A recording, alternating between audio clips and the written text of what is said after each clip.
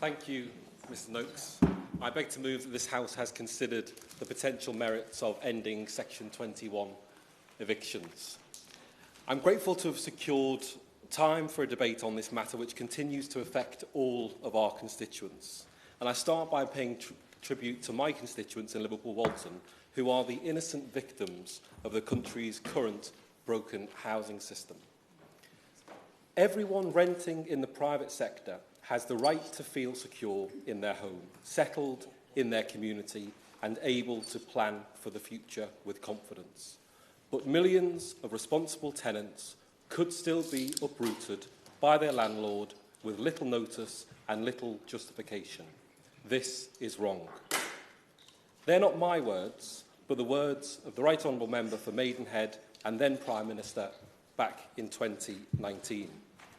Since then, over 200,000 renters have been evicted in the 3 years since the government first committed to scrapping no-fault evictions. That is the equivalent of an eviction every 7 minutes. These figures are despite an eviction ban that was in place for 14 months throughout that period during the pandemic.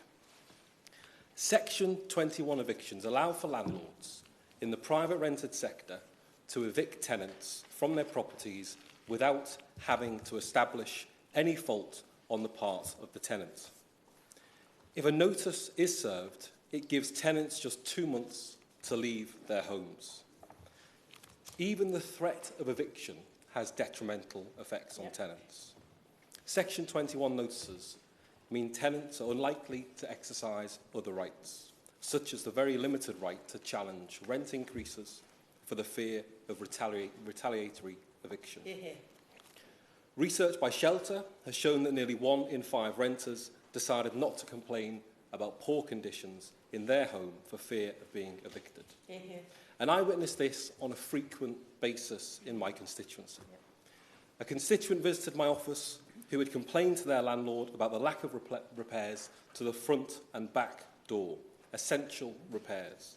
The landlord refused to carry them out. And after the constituent complained again, the constituent received a Section 21 notice in the post telling her to leave the property. It shows the clear imbalance in power, being held hostage to a bad landlord and in an inadequate property.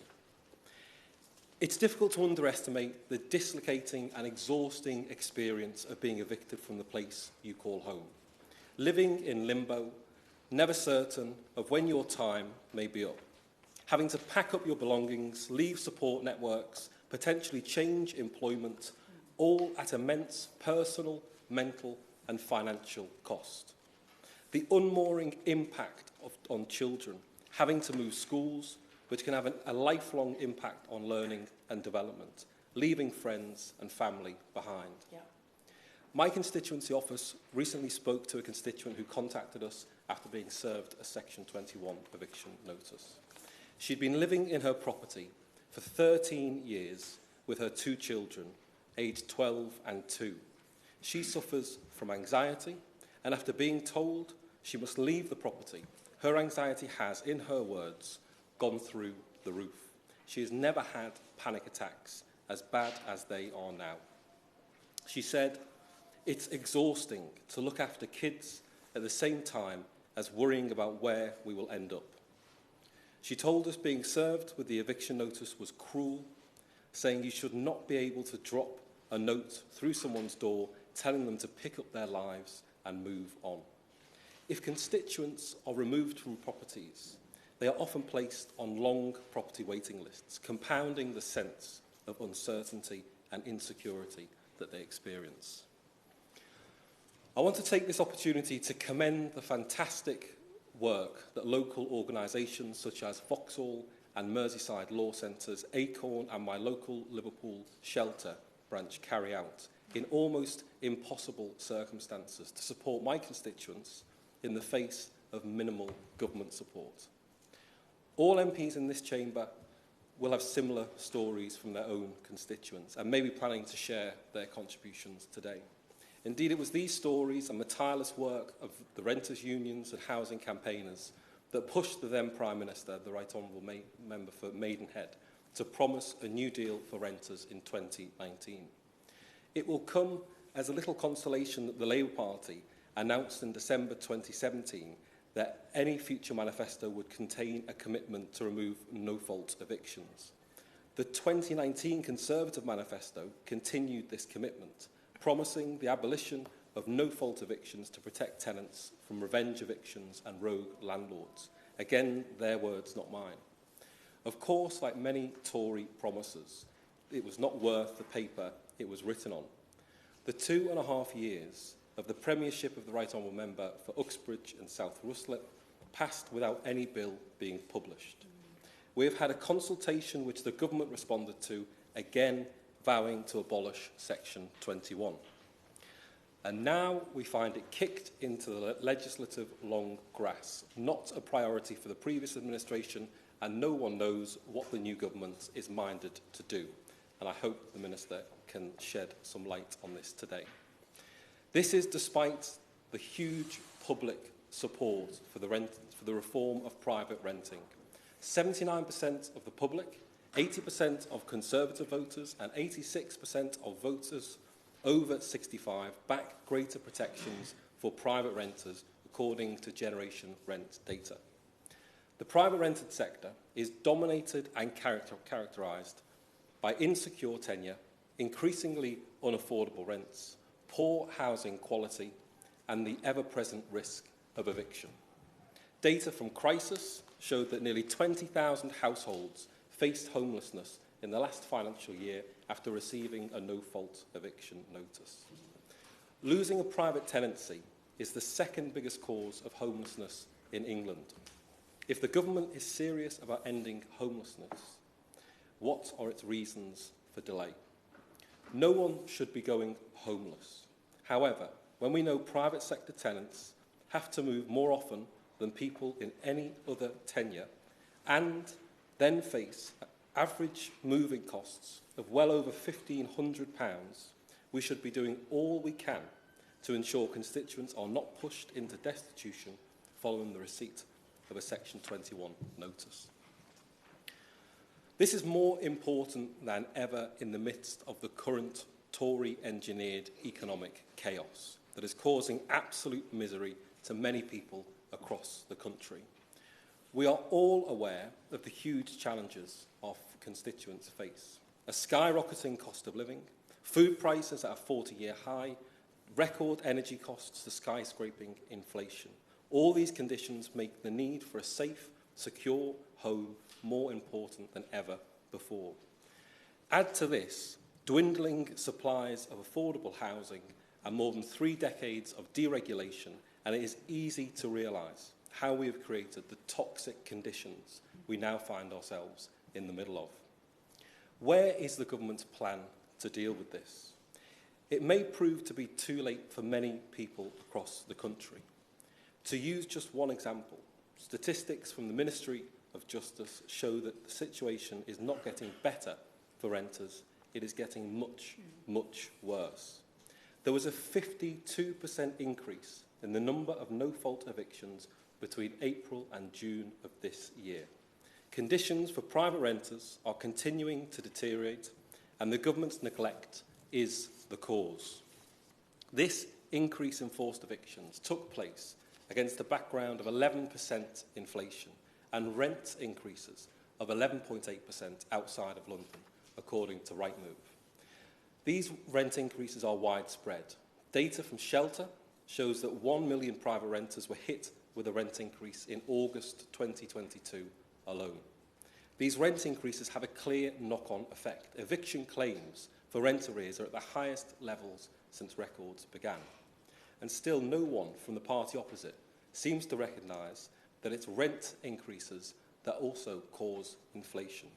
They're frequently eager to call for pay restraint or for benefits to be held down, but never for landlords to heed the same advice.